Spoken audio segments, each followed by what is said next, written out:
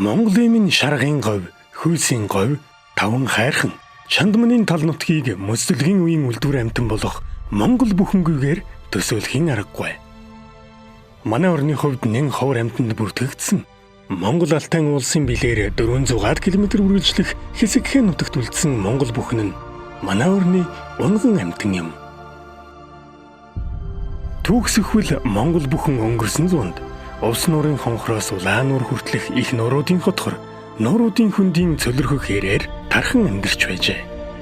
Он цагийн урсгалд тоо толгойн зөөрсөөр тархац нутг нь хомигдож 1995 он гэхэд тархац нутгийнхаа ердөө 20-одхон хөвтэй тэнцэх нутагт үлдсэн байна. Монгол бүхэн тэгж их хол нүүдэлтгүй амьтан ажээ.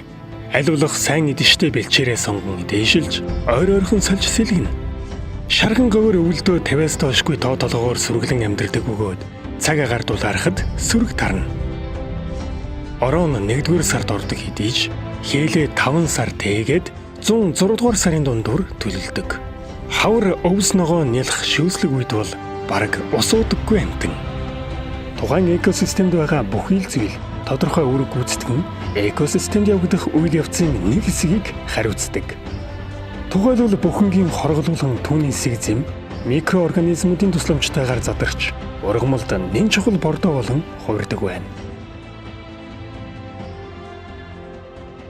Монгол орны хэмжээнд бол устдаж өвгөө болж байгаа гэсэн ангилд оруулсан юмны ховор 31 зүйл амьтныг бол жигсааж оруулж өгч хамгааллын арга хэмжээг авсан байдаг. За энэ 31 зүйл амьтны бол нэг бол яг Монгол бүхэн байдаг. Одоогоос бараг 90 жилийн өмнө буюу бүр 20-р зууны 30-аад оноос Монгол бүхэн гагнахыг хуулиар бүрэн хориглож Монгол улсын улаан номонд нэн ховор амьтнаар бүртгэжээ. Мөн зэрлэг амьтан ба ургамлын аймгийн ховордсон зүйлийг олон улсын хэмжээнд худалдаалах тухай конвенцийн 2-р хавсралтанд ч оруулсан байна. Шарга манхныг 1993 оноос улсын тусгай хамгаалтанд авч нөөц газар болгосон зэргээс харвал Монгол бүхэнг хамгаалах зорилго нь монголчуудын хувьд тун чухал гэдгийг илтгэнэ. Түүнчлэн Монгол бүхэнгийн нөөц, тархац, экологи, биологийг судалж, гаршуулах, нутагшуулах ажлууд ч хийгдэж байлаа. Байгалийн болон хүн амьтны хүчин зүйлсээс шалтгаалж Монгол бүхэнгийн тоо толгой жил бүр хэлбэлцсээр 1993 оны байдлаар гэхэд шаргын популяц 1400, манхны популяц 70-аадахан тоологдсон байна. Хамгийн сүүлд буюу 2015 оны мэдээгээр тоо толгой нь 10,000-д хүрээд байв. Гэхдээ тухайн үеийн судлаачид 10,000 гэдэг бол маш бага тоо. Нэг өвлийн зуднаар л бараг устж магадгүй хэмээн дүгнэж байлаа. Тэдний анхааруулгач хоосон сүрчигнэл байгаагүй юм.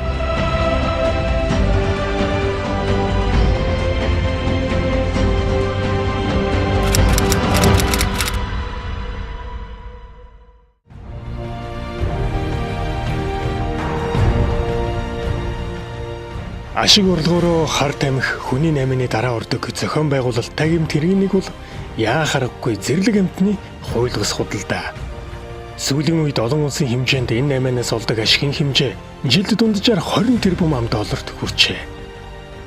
Цэнхэр гаргийн маш олон төрөл зүйлийн амьтан хулгайн анчтын овоо гараанд өртөн устсаар байна. Хэдийгээр олон орон зохион байгуулалттай аймгийн тэргийн эсрэг тэмцээр байгаа ч үр дүн нь сайнгүй юм. Ялангуяа олон улсын худалдаа амьтныг агнах барих асуудал дээр бол хязгаартай. За зөвхөн тодорхой судалгаа шинжилгээний зорилтоор бол дээжийг амьтны өсс нээж байдаг юм уу?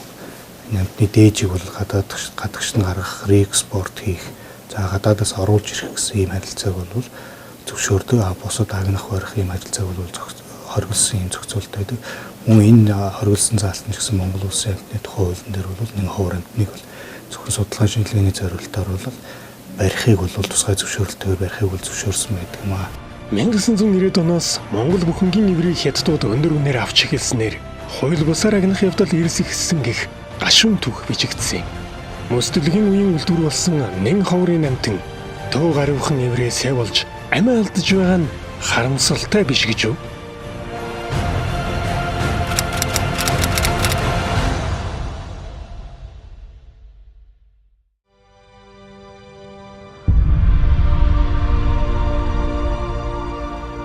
Үндэсний статистикийн мэдээгээр манай улсын малын тоо толгой 66.2 саяд хүрлээ. Энэ хэрээр Монгол бүхэнгийн төрж өссөн, эдээшлэн дассан нутаг бэлчээр усыг нь хүн болон мал сүрэг түрэн эзэрхийлж хөөн шахсаар байна. Цаашлаад цасцууд ихтэй хүйтэн өвөл тарчиг хавраар тэд олон арваараа турж эцэн өлбөрч, осгож, хөлдөж өгөх зэрэг хөөрхий бүхэнд учирдаг эрсдлийг тоочж барамгүй. Мал үсэж, бэлчээр талхлагд хэн хэрээр зэрлэг амьтад дайжиж, ургамлын аймагт оройтож ихэлсэн талаар судлаачид анхааруулж байна. Энэ нь Монгол бүхэн өсөх таатай нөхцөл бүрдэхгүй байгаагийн нэг том шалтгаан болж байгаа юм. Үүний нэг тод жишээ нь өнгөрсөн өглөөс хойш бараг 2 сарын дотор Монгол бүхэнгийн сүргийн талаас илүү нь буюу 5,000 гаруй бүхэн бог малын мэлцэн өвчнөр хоригдсон мэдээ байна. Мэлцэн өвчний хам шинж тэмдэг илэрсэн үйл явдалтай холбогдуулаад Говьтай аймгийн хэмжээнд бол 8 устгалын зэг, за Ховд аймгийн хэмжээнд бол 2 устгалын зэг одоо ажилласан байгаа. Энэхүү арга хэмжээнд бол Говьтай аймгийн байгаль орчны газар, мөн мал амжилтын үржлийн алба, онцгой байдлын хэлцээс одоо хамтарсан одоо 40 гаруй хүний бүрэлдэхүүнтэй одоо үйл ажиллагаа зохион байгуулагдсан байгаа. За энэ үйл ажиллагаанд бол 5,000 орчим одоо бүхэнгийн хэсэг зэмийг одоо устгасан гэдэг тоо баримттай одоо гарсан байгаа.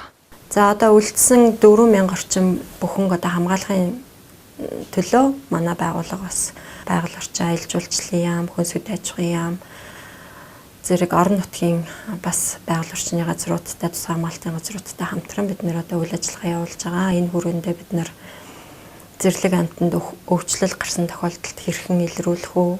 Дээж нь хэрхэн авч яаж одоо ямар өвчний шалтгаанаас өгснгийг нь баталгаажуулах уу зэрэг сургалтуудыг бид нэр орон нутгийн байгаль орчны болон мал эмнэлгийн байгууллагуудад зохион байгуулж явуулж байгаа.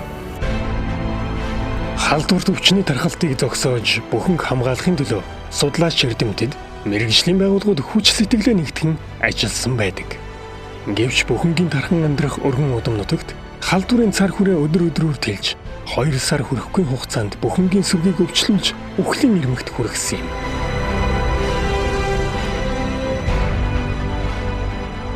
So this disease is prevalent throughout the world, as I say, other than the Americas and island nations.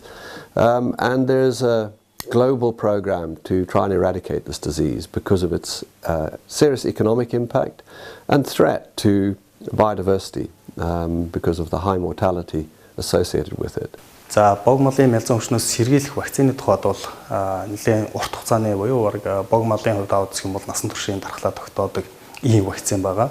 Тэгэхээр 3-аас 5 жил гэсэн ийм дархлааны үргэлжлэх хугацаатай байдаг. Тэгэхээр нэг удаа хамруулад 100% хамруулж чадах юм бол дараа жил эдээс нь төлийг шинэ төрсэн төлийг хамруулах замаар ингээд вакцинжуулалтыг хийгээ явахд бол бид нар энэний ард гарчих боломжтой. Гэхдээ олон улсын байгууллагуудаас зөвлөсөн зөвлөмж бол 2 жил дараалан масс вакцинжуулалт явах ёстой. Энэний дараа агаас 2 жилийн хугацаанд шинэ төдийг вакцинжуулж явах ёстой гэсэн ийм бас зөвлөмжийг өгдөг.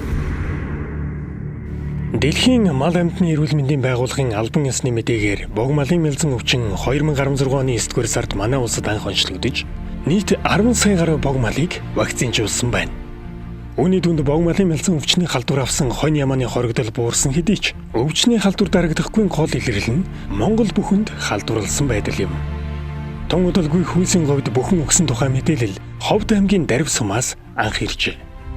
Голцсон үхэл яаж байгаа нь бол тэр багшгаасаа би нэлийн дийлэн тийм байлээ. Бог малын мэлзэн хонь ямаанд хурц хэлбэрээр илэрч вирусээр үүсгэгддэг халдварт өвчин. Мөн салаат хураатын зэрлэг амьтад ч өвчлөдөг. Өвчлсөн мал амьтан халуурах, нүд хамраас нуух гоождос их хэмжээгээр ялгарах, уруул буйл амны хөндөд шархлаа үүсэх, цагаан мөгөрсөн хоолой уушиг үрвсэх, чацаг алдах зэрэг шинжээр илэрдэг байна. Иймээс малтай, бэлчээр ус нэгтэн нутгалдаг бүхэнгийн хувь заяанд ноцтой нөлөөлсөн нь энэ юм.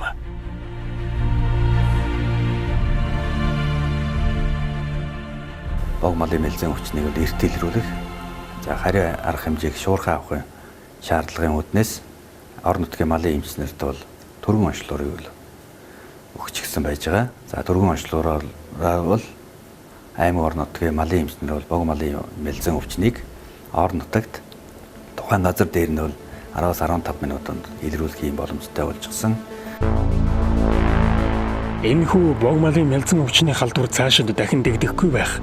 Өвлийн хүйтнийг хэдэн тисч гарах вэ гэдгийг бид хэлж мэдэхгүй юм.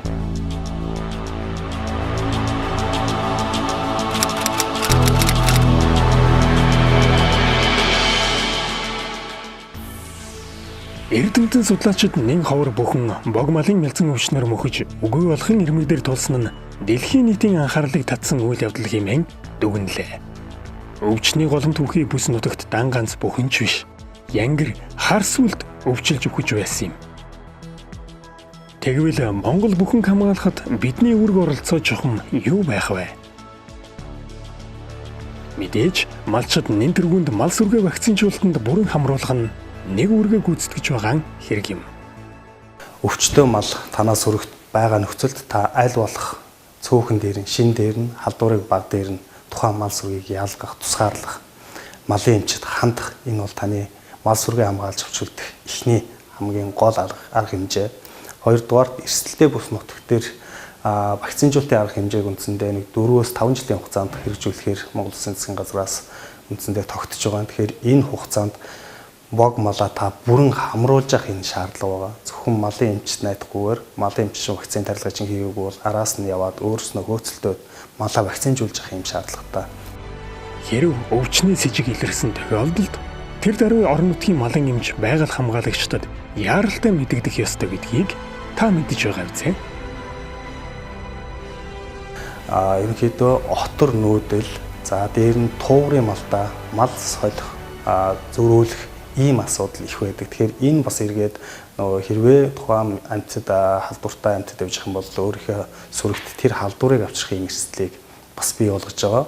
Нөгөө тэгвэр малын худалдаа одоо орон нутгийн чанартай малын худалдааны эцэгүүд байдаг. Энэ худалдаан дээрээс мал худалдаж авч мал сүрэгтээ нийлүүлэх нь бас эргээд ялангуяа эрсдэлтэй бүс нутагт энэ бол эргээд халдварыг өөрийнхөө мал сүрэгт оруулах ийм эрсдэл бий байгаа гэдгийг бас сайхан ойлгох хэрэгтэй юм байна. I've spoken to many people, both at the community level and veterinarians locally and in the central laboratories and government. And I think there's a general will to do something about this disease to help both livestock and wildlife. And I can only encourage everybody in Mongolia to take it seriously, try and prevent the disease from becoming endemic, as it is in many other parts of the world, because then it's chronic and more difficult to control.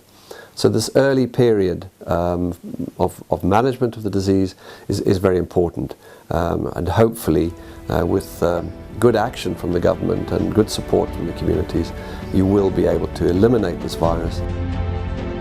Нэг зүйл амтан мөхөд цаана өчнөө олон зүйл дагалдаад устдаг гэсэн судалгааны баримт байдаг. Угтаа Монгол бүхэн устбал экосистемд бүхэнгийн гүйцэтгэдэг бүхий л үйл ажиллагаа зогсно гэсэн үг юм. Бусад амьтны оршин тогтнох байдал ургамлын ургалтанд хүртэл сөргөөр нөлөөлж тухайн экосистем өвчлөнө гэсэн үг. Энэ нутгийн нэгэн чимэг экосистемийн нэгэн чухал бүрэлдэхүүн болдог бүхэнгийн хувь тавилан үнэндээ цор ганц хүмүүн бидний хандлагаас л шалтгаалж байна.